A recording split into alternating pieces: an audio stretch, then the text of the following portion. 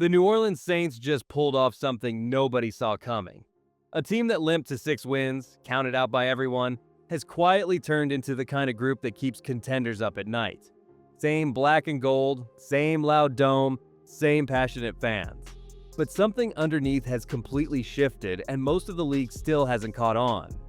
This offense found a new way to fight, coming alive in the fourth quarter when games looked lost, while a defense loaded with playmakers shut doors and forced mistakes. Chase Young started blowing up pockets, the secondary locked down passing lanes like a top unit, and the NFL rewarded them with the biggest international stage yet, a packed stadium in Paris watching them represent the entire league. That's not something you give to a team that's just rebuilding. That's what you give to a team ready to surprise people. But the real spark, the one piece that flipped everything, came from a rookie quarterback who stepped in mid-season and refused to let the year die. How did Tyler Shough change the entire feel of this team almost overnight? That's where this story really starts to get interesting.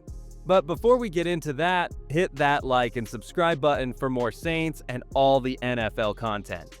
Let's aim for 200 likes on this video. Early in the year, the Saints looked lost at the most important position, drives dying quick, close games slipping away, and the whole season starting to feel like it was already over.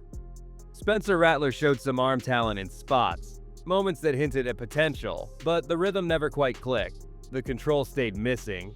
And fans shifted from excited to just hoping for next year.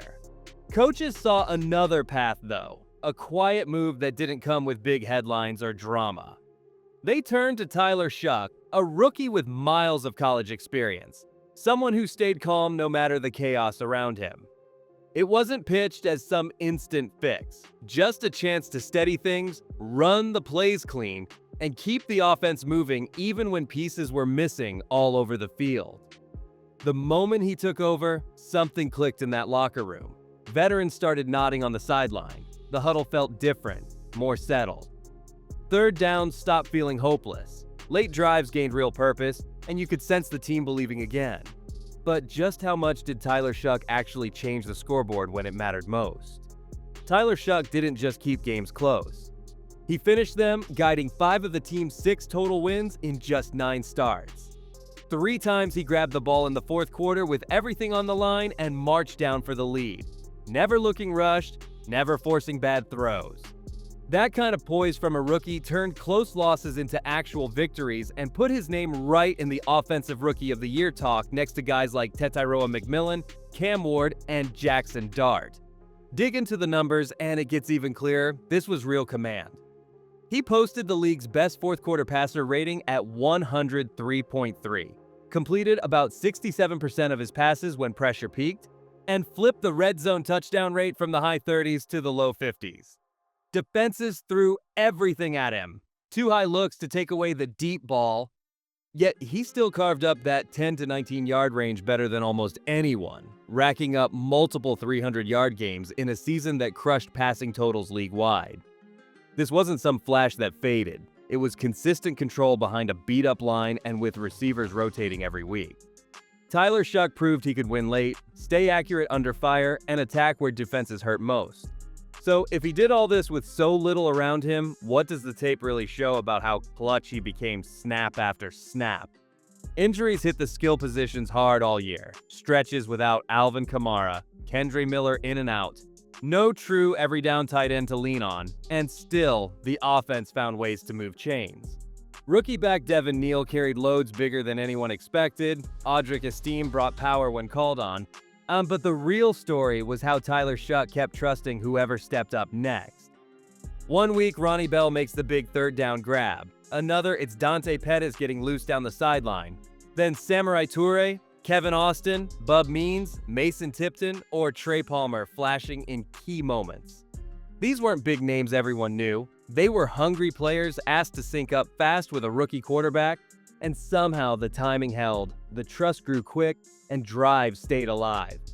Fans loved it because they saw the fight, duct tape lineups turning into real production, pride in scraping out yards when nothing came easy. The offense proved it could battle through chaos and still deliver late. Now imagine what this group does once the injuries clear and real weapons get added around Tyler Shough. All those late comebacks wouldn't mean much without a defense that refused to break when the offense struggled early. Chase Young brought explosive rush off the edge, pairing with Cam Jordan to collapse pockets and disrupt timing. Demario Davis kept everything anchored in the middle, reading plays, flying to the ball, bringing that veteran fire every single down. This group forced quarterbacks into tough spots all year, squeezing passing lanes with sharp coverage and generating pressure that turned third downs into punts. Games stayed within reach because opponents rarely pulled away, scores stayed low, and mistakes got punished quick. The secondary climbed into elite territory with their numbers, quietly becoming one of the stingiest units in the league. A defense this reliable doesn't just carry a team through a tough season. It earns real respect from the people who matter most. The league saw it too, trusting this group with a massive international spotlight.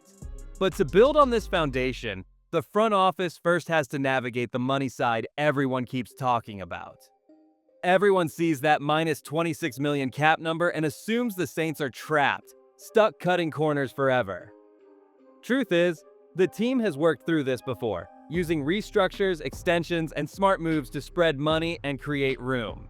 It's not panic, it's a process they know well, especially with a quarterback still on his cheap rookie deal. The focus stays on keeping the heart of that defense intact. Cam Jordan and Demario Davis deserve deals that honor what they bring, maybe shorter contracts loaded with incentives to fit the books. Taysom Hill changes games in ways few players can, but his price tag forces a hard look at value and how it fits alongside locking up pieces like the center. Clear the space right, protect the leaders, and suddenly there's real money to spend on upgrades around Tyler Shough. This isn't about surviving the cap, it's about turning it into an advantage.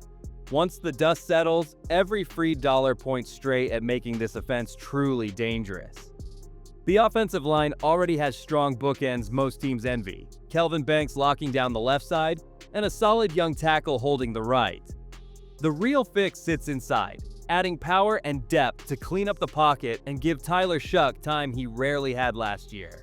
A stronger interior turns pressure into easy throws and changes the whole feel of drives. That 8th overall pick creates exciting options in a loaded draft.